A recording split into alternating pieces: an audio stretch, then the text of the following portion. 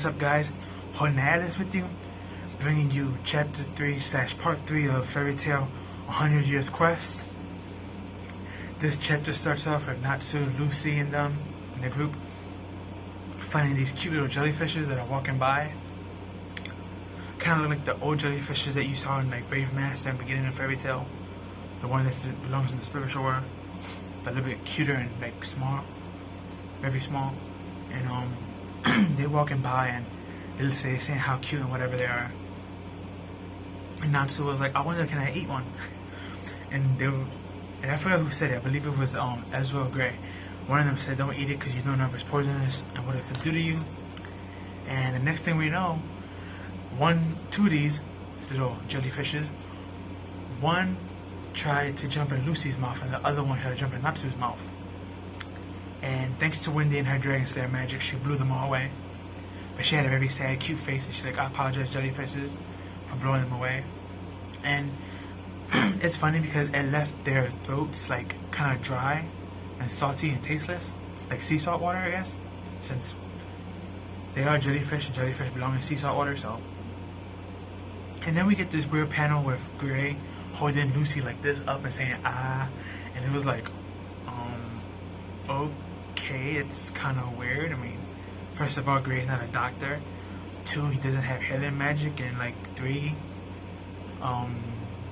you've been hinting at Natsu and Lucy, not Gray and Lucy, so it's kind of like weird. It's like, Hero, what are you playing with? Even though if I'm not mistaken, I believe this is Hero's story, but he's not the one doing the actual artwork. So, from what I've been told, I could be wrong about that. Don't quote me, but yeah, that was just that was incredible and funny. And then Gray told Natsu, if you die, I'm gonna tell you I told you so. But of course, that's kind of weird and funny because if you die, how are you gonna talk to him? And they're also where they're going right now. They're in the southern part of Gotena, and this place is called the Valora region. If I'm pronouncing it right, I'm probably butchering it, I'm sorry. But yeah, they're in Valhalla, or Valora, I guess it's pronounced, but they're in that part of the region, going to this town called Medium, where from there they're supposed to get information about the water dragon goddess, or water dragon god, which is aka one of the 5 dragons, holy pentadrakes. So I guess all 5 of these dragons are holy dragons, which I think the dragon of law, the old human who's learned Slayer magic on his own supposedly, I don't know, I find something kind of fishy about him, because we also get later on in the chapter that in a flashback that he told them that if y'all pass this, that he would give y'all, I think, one of each of whatever they desire, which is kind of weird because it's like, I understand that you control supposedly the law of physics, I guess, if that's the type of dragon he's supposed to be. When he says law, we don't know what type of law he's talking about. Law of physics, the law of life, I mean, you don't really know. Law of wishes, you don't really know. But supposedly he's supposed to give them all one wish each.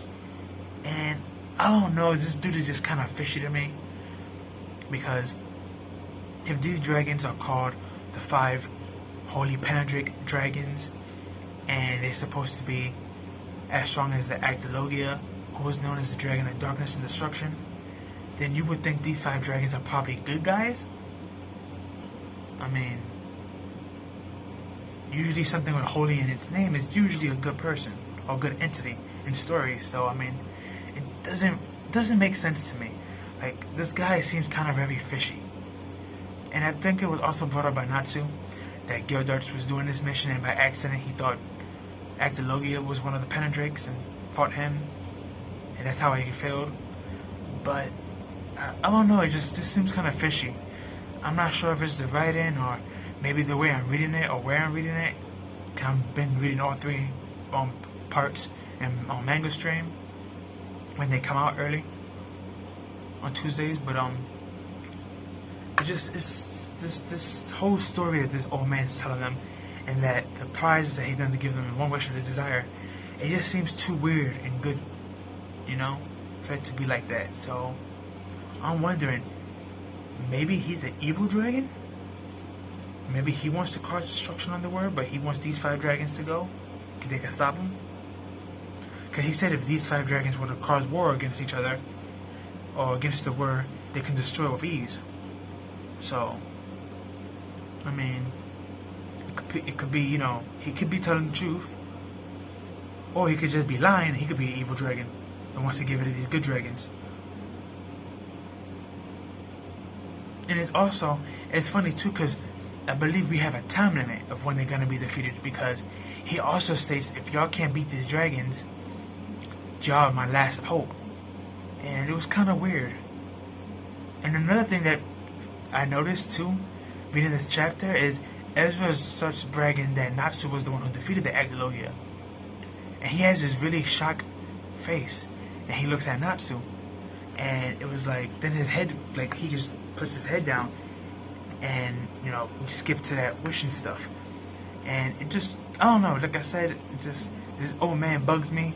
Something seems really, really off about him, but I really can't put, I can't put a place my feelings on why he upsets me, but it's something about this old man that don't seem right to me. Maybe it is the story, or maybe it's just me. Because as you can tell from my work shirt, I just came out of work, I'm doing this. So, you know, I'm kind of tired, but, it just seems too, I don't know, it just seems too out there, you know? Dragon of law, and you can make any wishes. If that's the case, why don't you make a wish for yourself? Or ask someone else to make it for you? Unless that's against his ruling of his power, maybe. But, I mean, I don't know, just this old man. I'm gonna stop talking about the old man, but something's fishy, I'm calling it now. But, besides that, they talk about how they group, you know, this is a whole new world to them. The environment's different, everything is kind of scary to them because they don't know nothing, or the creatures on this planet. And while that was also being stated, they finally reached the town they're supposed to reach, which is called Elf Mindia, if I'm pronouncing it right. I forgot to write the name down on my notes, but I believe that was the case. And they finally get there, and when they finally get there, we see 2 suspicious characters watching them. A girl that looks like Clarissa from Fairytail, Eden Zero, new work off of Fairytail from Hiro Mashima. The girl with the glasses, the long blonde hair, she's a receptionist for the Shooting Star Guild. One of the 2 characters look like her, and the male character, which had like demon horns, he reminds me of someone from the Dragon Clan from Rave Master, their Rave Fault. So it's normal for Mashima to reuse his characters, and I don't complain about it because I think it's kind of idiotic to complain about a person reusing his characters in other stories. Now I understand if, like, he reuses them completely, personalities and powers, but all he really does is just reuse their image, but he always switches up their personality and clothes.